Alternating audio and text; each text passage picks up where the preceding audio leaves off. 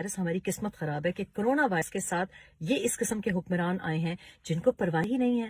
Lock down کی بات ان کو سمجھ ہی نہیں آ رہی ہے کہ لاک ڈاؤن کرنا کیوں ضروری ہے, اور پھر پریس بریفنگز بھی چل رہی ہیں.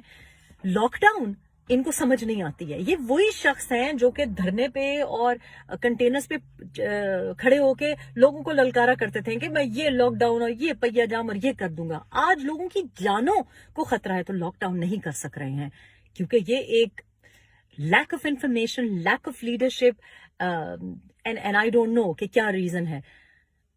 لاک ڈاؤن آپ چینل 24 کا کر سکتے ہیں, آپ جیو کا کر سکتے ہیں, جیو کے اونر کو آپ پکڑ کے بند کر سکتے ہیں, چینل 24 کو آپ نوٹسز پہنچا سکتے ہیں, ڈاکٹر دانش کا پروگرام بند کر سکتے ہیں, لیکن آپ لوگوں کی جان بچانے کے لیے لاک ڈاؤن نہیں کر سکتے. یہ آپ لوگوں کی پرائیورٹیز ہیں. مریم نواز کو ایگزٹ کنٹرول لسٹ پہ رکھ سکتے ہیں, ان کو والد سے ملنے کی اجازت نہیں ہے, اس پہ لاک ڈاؤن ہے.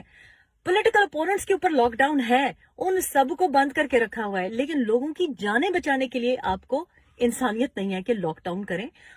اور اوپر سے جو زائرین کے ساتھ ہوا ہے بیسکلی, تو اس وقت یہ میں نہیں چاہتی کہ سیاسی اختلاف یا سیاسی ان کو کرٹیسائز کیا جائے, لیکن ایکچولی تو زائرین اگر اچھی طریقے سے کنٹرول نہ ہوتے, اگر اچھی طریقے سے میرا مطلب ہے کنٹرول ہو جاتے, تو یہ پوری پنجاب میں مسئلہ ہی نہ بنتا. اور پھر پنجاب اب کون سا, ہمارے پاس تو وہ وسیم اکرم پلس ہے جس کو سیدھی بات سنبھالنے کا ہنر نہیں ہے, تو وہ کرونا وائرس جیسی اتنا بڑا عذاب کیسے سنبھالے گا.